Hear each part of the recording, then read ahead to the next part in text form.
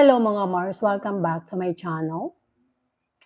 Dismayado ako sa episode ng FPJ's Batang Quiapo kagabi. Although maganda naman kasi bakbakan nga, yun ang gusto natin, yung kontrabida, kakastiguhin ng bida, suntukan doon, ganyan-ganyan. Parang feeling natin nakaganti na nga. Grabe talaga din ang bigat din ng scene kagabi.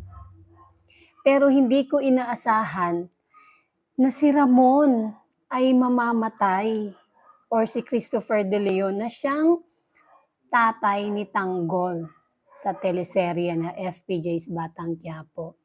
Akala ko hanggang makaupo si Tanggol bilang mayor ng Maynila ay makakasama niya ang kanyang tatay or kanyang ama. Na ang gusto pang mangyari ni Ramon na pag nanalo na or nakaupo na ang kanyang anak bilang mayor or mayor ng Maynila, siya ay susuko. At yun naman daw ang karapat-dapat na pagbabayaran niya ang mga nagawa niyang mali. Bagkus hindi yun ang nangyari.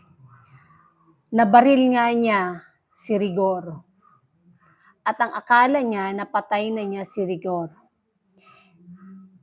Yung pala, si Rigor ay buhay pa at nakulong lang. Kaya yan naman ang pakaabangan natin ngayong Lunes or next week na episode. Ito ay huling episode na ng FPJ's Batang Quiapo.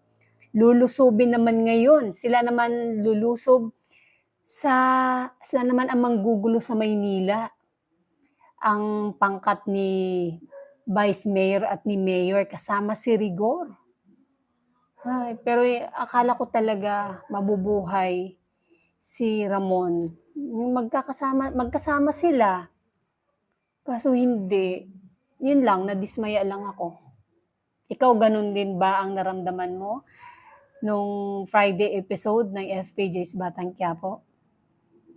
And that's it mga Mars. Thank you for watching this video. Please like, comment, share, and subscribe for more scoops. Bye!